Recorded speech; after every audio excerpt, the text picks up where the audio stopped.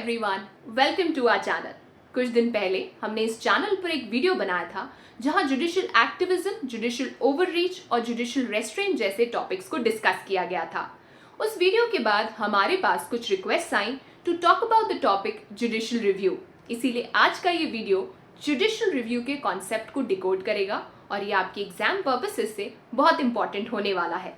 तो देखिए, हम सब जानते हैं इंडिया में Indian constitution is the highest law of the land. इसके अलावा हमें यह भी पता है कि हमारे यहाँ लॉ बनाने की जिम्मेदारी लेजिस्लेचर की है और लॉ इम्प्लीमेंटेशन करने की जिम्मेदारी एग्जीक्यूटिव की है। पर लॉ बनाते और लॉ इम्प्लीमेंट करते हुए लेजिस्लेचर और एग्जीक्यूटिव इंडियन कॉन्स्टिट्यूशन के दायरे में रहे, ये बहुत जरूरी है।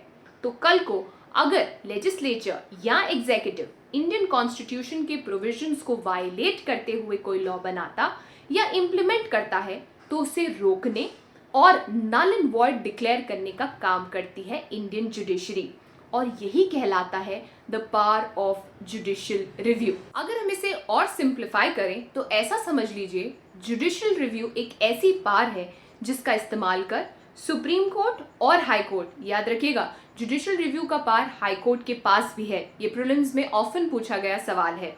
तो जुडिशियल रिव्यू के पावर को इस्तेमाल करके सुप्रीम कोर्ट या हाई कोर्ट, पार्लियामेंट या फिर स्टेट लेजिस्लेचर द्वारा पास किए गए एक्ट्स या फिर वो एग्जीक्यूटिव ऑर्डर जो सेंट्रल गवर्नमेंट या स्टेट गवर्नमेंट ने निकाले हैं, उन्हें एग्जामिन कर सकती है with the provisions of the Indian constitution. और अगर इनके प्रोविजंस इंडियन कॉन्स्टिट्यूशन के प्रोविजन से वायोलेटिव हैं तो इन्हें डिक्लेयर किया जाता है अनकॉन्स्टिट्यूशनल। अगर हम जुडिशियल रिव्यू के ओरिजिन की बात करें तो जुडिशियल रिव्यू का कॉन्सेप्ट अमेरिकन जुडिशरी का एक इनोवेशन है। 1803 के famous Marbury versus Madison case में ये आइडिया ओरिजिनेट हुआ।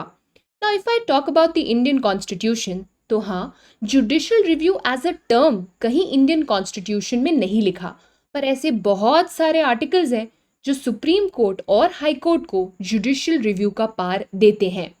ऐसे कुछ आर्टिकल्स आप अपनी स्क्रीन पर देख सकते हैं। पर एग्जाम पर्पसेस से इनमें से सिर्फ 3 आर्टिकल्स अगर आप याद रख लेंगे तो काफ़ी रहेगा, और उसमें सबसे इंपॉर्टेंट है आर्टिकल 13, जो ये कहता है कि अगर कोई भी लॉ या उसके कोई भी प्रोविजंस पार्ट 3 यानी कि फंडामेंटल राइट्स के अगेंस्ट जाते हैं तो उन्हें नल एंड वॉइड डिक्लेयर कर दिया जाएगा। The idea, of course, is to preserve the fundamental rights, the sanctity of fundamental rights. इसके अलावा आर्टिकल 32 और article 226. Article 32, right to constitutional remedies, and the similar idea for high courts under article 226, जहां पर supreme court और high court को protector and guarantor बताया गया fundamental rights का। So these are the 3 articles that you must remember with regard to judicial review. अब बात करते हैं जुडिशियल रिव्यू के टाइप्स की। तो देखिए, 3 टाइप्स आपको याद रखने हैं। पहला, रिव्यू ऑफ लेजिस्लेटिव एक्शन, यानी कि ये वो पावर है जिसके थ्रू कॉन्स्टिट्यूशन में आए अमेंडमेंट या फिर कोई नए लॉ को कॉन्स्टिट्यूशन की तराजू पर तोला जाता है। दूसरा, रिव्यू ऑफ एडमिनिस्ट्रेटिव एक्शंस, ये वो पावर है जिसका इस्तेमाल कर जुडिशरी एग्जीक्यूटिव द्वारा लिए गए फैसलों को रिव्यू करती है और उन्हें कॉन्स्टिट्यूशनल पैरामीटर्स पर जज करते हुए ये बताती है कि कहीं एग्जीक्यूटिव ने अपने पावर डोमेन से बाहर जाकर कोई फैसला तो नहीं लिया। And finally, review of judicial decisions, इसका इस्तेमाल कर जुडिशरी अपनी ही लोअर जुडिशरी द्वारा लिए गए फैसलों को कॉन्स्टिट्यूशनल बेंचमार्क पर जज करती है। At the same time judiciary अपने प्रीवियस डिसीजंस को भी फिर से रिव्यू कर सकती है। So these were the 3 type. अब सवाल ये बनता है कि जुडिशियल रिव्यू के ग्राउंड्स क्या क्या हो सकते हैं। तो सबसे पहला, वायलेशन ऑफ फंडामेंटल राइट्स। हमने देखा कैसे ये बात बहुत क्लियरली आर्टिकल 13 में दी गई है। सेकंड, अगर वो डिसीजन उस अथॉरिटी के कॉम्पिटेंस जोन से बाहर आता है। फॉर एग्जाम्पल, अगर सेंट्रल लेजिस्लेचर एक ऐसे प्रोविजन या ऐसे सब्जेक्ट पर लॉ बनाए जो स्टेट लिस्ट का पार्ट है, तो वो डेफिनेटली जुडिशियल रिव्यू के ग्राउंड्स का पार्ट बन जाएगा। एंड फाइनली, अगर पास किया गया लॉ या ऑर्डर कॉन्स्टिट्यूशनल प्रोविजंस के अगेंस्ट है तो भी उसे नल एंड वॉइड डिक्लेयर कर दिया जाएगा। यानी कि 3 ग्राउंड्स। पहला, violation of fundamental rights. Second, outside the scope of that authority. And if it is repugnant to the constitutional provisions. अब बात करते हैं 9th schedule and judicial review की, क्योंकि ये भी एक बहुत बड़ा सवाल है कि क्या 9th स्केड्यूल पर डाले गए लॉज पर जुडिशियल रिव्यू हो सकता है या नहीं। तो देखिए, 9th स्केड्यूल इंडियन कॉन्स्टिट्यूशन में ऐड किया गया था बाय फर्स्ट अमेंडमेंट 1951, जिसका ऑब्जेक्टिव बहुत क्लियर था। ऐसे कुछ लॉज जिन्हें जुडिशियल रिव्यू की आइज से दूर रखने की कोशिश की गई, उन्हें 9th स्केड्यूल में डालकर पास कर दिया जाता था। The idea was very simple कि जुडिशियल रिव्यू का कॉन्सेप्ट 9th स्केड्यूल पर एप्लीकेबल नहीं होगा। और बहुत लंबे समय तक कई ऐसे लॉज पास किए गए जिन्हें 9th स्केड्यूल के अंदर डाला गया और जुडिशियल रिव्यू से बचा लिया गया। बट एक लैंडमार्क डिसीजन आया ऑन 11th of January 2007।